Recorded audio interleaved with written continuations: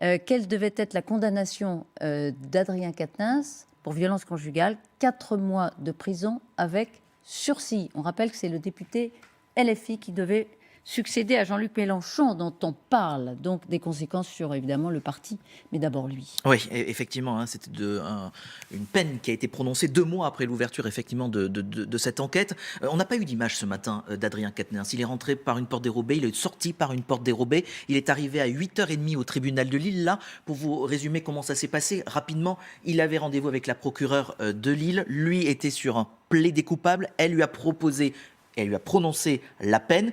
Il l'a accepté, donc c'est un juge à 10h qui a homologué cette peine à l'encontre d'Adrien Quatennens. Et vous le rappeliez, Elisabeth, 4 mois de prison avec sursis. Et il va devoir aussi verser 2 000 € de dommages et intérêts à son ex-femme pour préjudice moral. Voilà les faits, voilà ce qui s'est passé ce matin à Lille. La première réaction, c'est celle de son avocate. C'était à la sortie, il était environ 10h30. Le sentiment de M. Quatennens aujourd'hui, c'est ce qu'a indiqué Madame le procureur de la République. Cette peine de 4 mois avec sursis est un avertissement solennel. Celui d'un homme dont on sait qu'il ne reviendra pas devant la justice, celui d'un homme dont on sait qui il est, dont on sait que ce n'est pas un violent dans son couple. Et donc, elle a choisi cette peine de 4 mois avec emprisonnement avec sursis, qui est, je le répète, un avertissement solennel et qui ne l'empêche pas, aucune décision n'a été prise en ce sens, de pouvoir réintégrer l'Assemblée et poursuivre son mandat électif.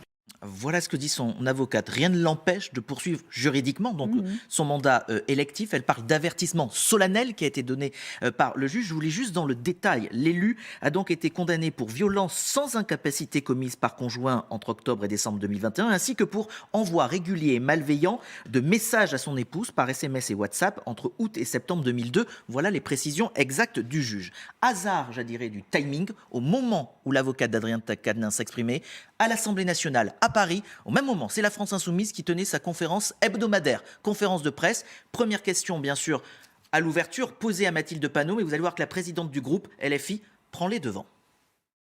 Sur l'actualité relative à Adrien Quatennens, il n'y aura pas dans cette conférence de presse de réponse. Pas de réponse pour l'instant, dit-elle. Se passe la conférence de presse, les journalistes réinterrogent Mathilde Panot. Sa réponse. Nous avons une réunion de groupe, c'est ce que je vous ai dit au début. Nous avons eu une réunion de groupe qui donnera la décision collective du groupe. Mais vous, à titre personnel, comment vous avez vécu Là, je suis là comme présidente de groupe et donc je m'exprime au nom du groupe dans la conférence de presse hebdomadaire et donc j'attendrai que nous ayons la discussion avec le groupe parlementaire sur cette question. Autre question ? Voilà.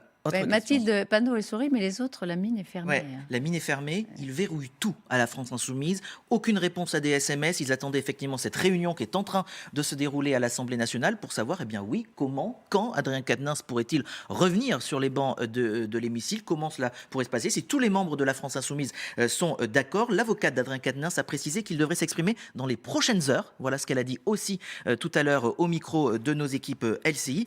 Il faut bien dire que cet épisode judiciaire, vous le disiez, a des conséquences politiques pour Adrien Quatennens et pour la France Insoumise. Il faut rappeler que depuis quelques heures, on est aussi face à une gronde interne, à une contestation interne où se joue en gros l'après Jean-Luc Mélenchon. Eh bien voilà ce qui se passe et ça sera un des éléments, bien évidemment, qui est attendu et qui sera traité par la France Insoumise, mais aussi par tous les alliés de la NUPES, on peut l'imaginer. Alors il y a plusieurs hypothèses où la France Insoumise, Jean-Luc Mélenchon, compris, sinon ça ne se fera pas, fait pression sur le député pour qu'il démissionne. Ouais. Soit ils expliquent qu'il doit prolonger un certain temps son absence, mais là on ne voit pas pourquoi. Ouais. Jusqu'à est-ce qu'il va faire appel Alors tout le monde disait effectivement qu'ils attendaient de voir quelle était l'ampleur de la peine, de la condamnation qui serait donnée à Adrien Quatennens. Aujourd'hui, elle est connue, donc on verra quelle voie, quel chemin décide la France Insoumise. Mais a priori, quand on les avait entendus avant, vu ce qui vient d'être prononcé par la procureure et par le juge,